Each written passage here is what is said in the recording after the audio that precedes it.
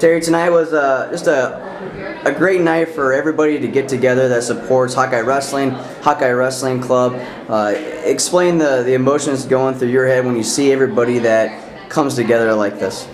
It's Iowa wrestling, and then they know that they're supporting postgraduate wrestlers moving forward to the Olympic Games and the World Championships. And it's amazing to see the support, and it's very important to this program that we continue to do these kind of things, not only to raise the money, but to keep the family together.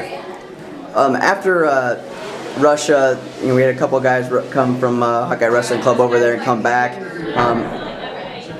Gearing up for Iowa City, what are your thoughts on them improving to get where they need to be? Well, I think what happened in Russia was definitely a wake-up call for them, and Metcalf's been a silver there twice and went 1-1 there and didn't even get on the podium.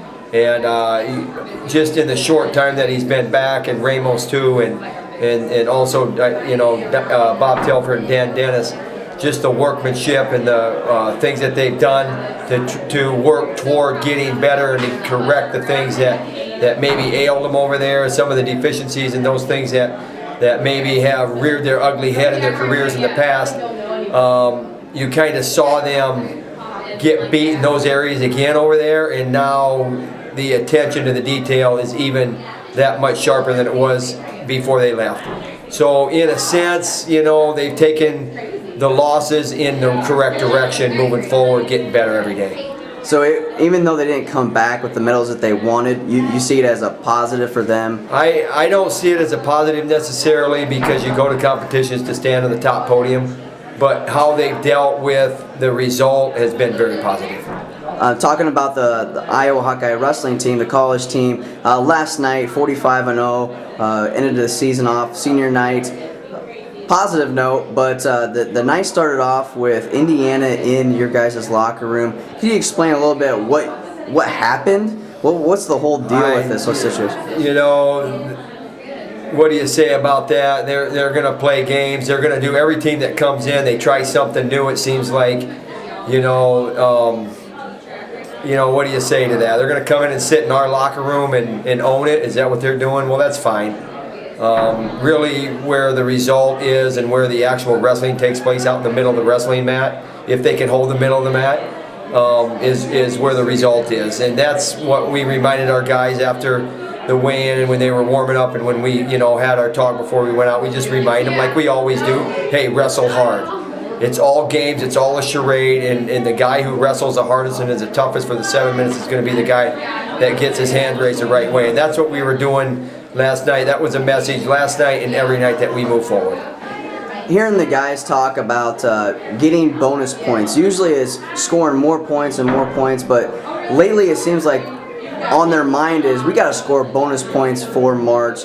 Have you seen a difference in the room, or just the way that they have been talking about thinking we need bonus points to win in March? I don't see a lot of talk. I hear them talk, but I don't see it as things that aren't real. I think they know the message. I think they know what's expected of them. I think they know what's expected of themselves.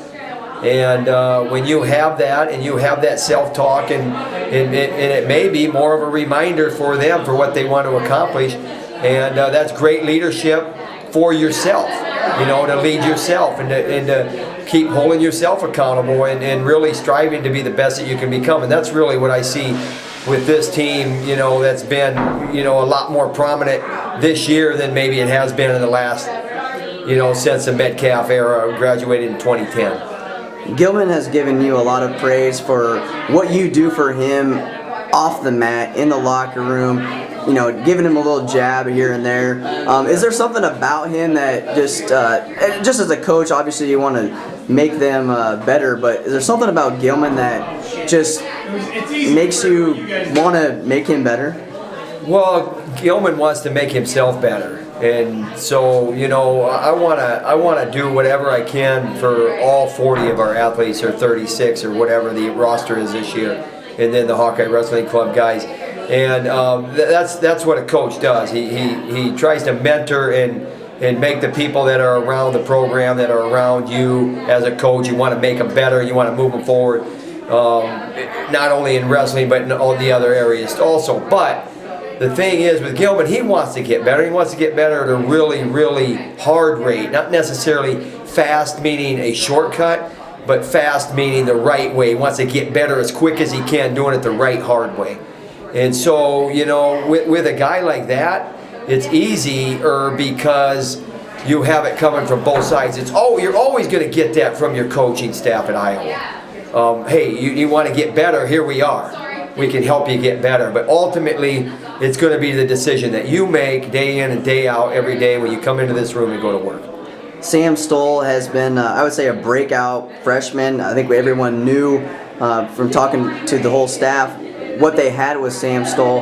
But incoming freshman, redshirt freshman next year, is there anybody that has really given or turned your head that could make some noise next year for this Hawkeye wrestling team? Yeah, I think there's a, you know, I wouldn't say a room full because maybe we have 8 or 9 guys that are incoming freshmen, but there's guys that are getting better, and they're coming to work in the right way with the right mentality. And you got to remember where Stoll was last year. Remember his Midlands performance. You know, it wasn't that impressive, but what was impressive, it's kind of like this trip that these guys from the Hawkeye Wrestling Club when they went to Russia.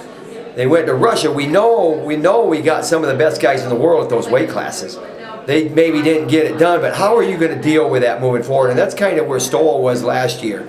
You know, we do have a handful of guys that are like that, where you're looking at them, you're looking at him, you're going, you know what? This guy keeps coming to work this way every day. You know, he's going to do some damage. Not only is he going to do some damage next year, but I'm talking about maybe in the immediate future of making the junior, you know, the junior world team and moving forward from that angle in 2016 in the spring here, and then ultimately wrestling on the world championships in the summer. So, you know, those are the things that you're looking for is as a redshirt, as an incoming freshman, how are you dealing with the adversity? How are you dealing with the everyday grind? How are you dealing with the academics and the study halls and the requirements that come with being a Division I college wrestler?